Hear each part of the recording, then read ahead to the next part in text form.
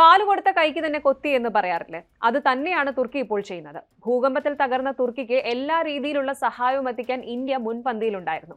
അങ്ങനെയുള്ള ഇന്ത്യയെ ആക്രമിക്കാൻ പാകിസ്ഥാന് ഡ്രോണുകളും ആയുധങ്ങളും തുർക്കി കൊടുത്തു. അതിർത്തി കടന്നുള്ള ആക്രമണങ്ങളിൽ തുർക്കി നിർമ്മിത ഡ്രോണുകൾ ഉപയോഗിച്ചുവെന്നതിന് തെളിവുകൾ ലഭിച്ചതിന് പൊതുജനരോഷം ആളിക്കത്തുകയാണിപ്പോൾ. ഇന്ത്യയുടെ ഭീകരവിരുദ്ധ നടപടികളെ തുടർന്ന് വർദ്ധിച്ചുവരുന്ന സംഘർഷങ്ങൾക്കിടെ തുർക്കി പ്രസിഡന്റ് എർദോഗാൻ പാകിസ്ഥാന് തങ്ങളുടെ അചഞ്ചലമായ പിന്തുണ ആവർത്തിക്കുകയാണ്. ഈ പിന്തുണയും പ്രസ്താവനയും ഇന്ത്യയുടെ ശക്തമായ വിമർശനത്തിന് ഇടയാക്കിയിട്ടുമുണ്ട്. തുടർന്ന് തുർക്കി അസർബൈജാൻ ടൂറിസവും ഉൽപ്പന്നങ്ങളും ഒക്കെ ബഹിഷ്കരിക്കാനുള്ള ആഹ്വാനങ്ങൾക്ക് കാരണമാവുകയും ചെയ്തു. പ്രധാന ട്രാവൽ കമ്പനികൾ ഈ രാജ്യങ്ങളിലേക്കുള്ള ബുക്കിംഗുകൾ നിർത്തിവെക്കുകയും യാത്ര ഒഴിവാക്കാൻ ഉപദേശിക്കുകയും ചെയ്തുകൊണ്ട് ഇതിനോടകം തന്നെ പ്രതികരിച്ചിട്ടുണ്ട്. തുർക്കിയുടെ സമ്പദ് വ്യവസ്ഥയെ തന്നെ ബാധിക്കാവുന്ന നീക്കങ്ങളാണ് ഇന്ത്യ ഇപ്പോൾ നടത്തുന്നത്. ഇന്ത്യയിൽ തുർക്കിയെയും അസർബൈജാനെയും ബഹിഷ്കരിക്കാനുള്ള ആഹ്വാനങ്ങൾ വർദ്ധിച്ചു വരുന്ന ഈ സാഹചര്യത്തിൽ തുർക്കി പ്രസിഡന്റ് റജബ് തയ്യിബ് എർദോഗാന്റെ വാക്കുകൾ ചർച്ചയാവുകയാണ്.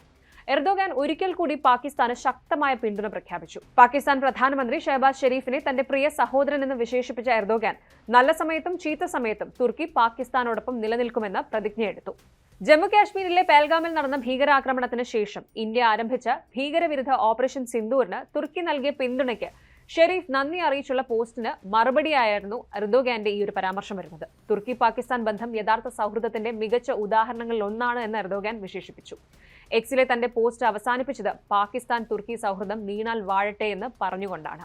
എന്തായാലും ഇപ്പോൾ അത്ര നല്ല അവസ്ഥയല്ല തുർക്കിക്കും അസർബൈജാനും. ഭീകരതയെ അപലപിക്കുന്നതിന് പകരം പാകിസ്ഥാനെ പിന്തുണച്ചതിന് രണ്ട് രാജ്യങ്ങളും ഇന്ത്യയിൽ തിരിച്ചടി നേരിടുന്നുണ്ട്.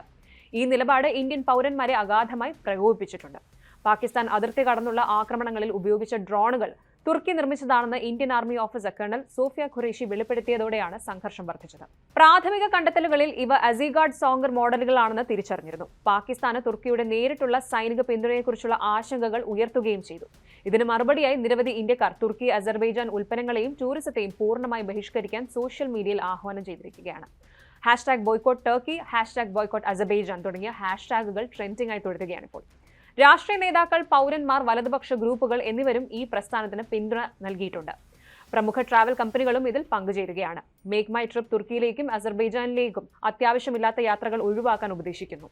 ഈസ് മൈ ട്രിപ്പ് സ്ഥാപകൻ ചൈനീസ് ഉൽപ്പന്നങ്ങൾ വാങ്ങുന്നത് നിർത്താൻ ഇന്ത്യക്കാരോട് അഭ്യർത്ഥിച്ചിട്ടുണ്ട്. ട്രാവൽ കമ്പനിയായ ഇക്സിഗോ തുർക്കി, അസർബൈജാൻ, ചൈന എന്നിവിടങ്ങളിലേക്കുള്ള എല്ലാ ബുക്കിംഗുകളും നിർത്തിവെച്ചു. ക്ലിയർ ട്രിപ്പ് ഈ രാജ്യങ്ങളിലേക്കുള്ള റദ്ദാക്കലുകളിൽ ഒരാഴ്ചയ്ക്കുള്ളിൽ 260% വർധനവ് രേഖപ്പെടുത്തിയിട്ടുണ്ട്.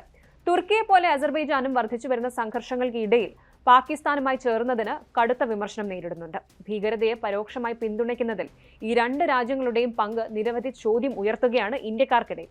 ഇത് ബഹിഷ്കരണ പ്രസ്ഥാനത്തിന് ഊർജ്ജം നൽകുന്നു.